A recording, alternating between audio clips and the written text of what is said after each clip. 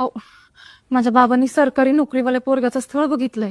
आज संध्याकाळी भेटायला येणार आहेत. तुझ्या फादरला एकदा फायनल सांगून टाक.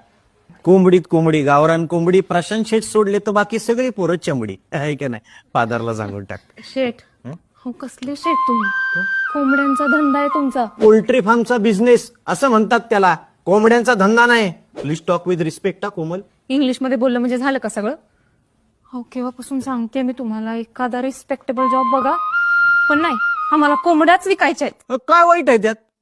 कोमल, तुमचं कसं झालंय माहिती का? मराठी माणसानं व्यवसाय करावा, पण आपल्या घरातल्या मराठी माणसानं व्यवसाय करू नये. त्यानं नोकरीच करायची. हा अगं, तुमच्या या ऍटिट्यूड मुळेच ना खेड्यांपासून मिठाईपर्यंत सगळ्या व्यवसायात बाहेरचे लोक घुसली आहेत. आणि आपण काय करतोय? त्यांच्याकडे नोकरी आहे. तुझ्याकडे जो आलाय ना स्थळ घेऊन पोरगा, सरकारी नोकरी आहे ना त्याचा सगळा रिसर्च केलाय मी. 35,000 पगार आहे ना त्याला. फॉर युअर काइंड इन्फॉर्मेशन, माझ्याकडे 2 गाड्या आहेत. त्या 2 गाड्यांचे 4 ड्रायव्हर आहेत. सगळ्यांना मी 35,000 पगार देतो. आणि वरनं बोनस, अंड्याचा क्रेट फुकट.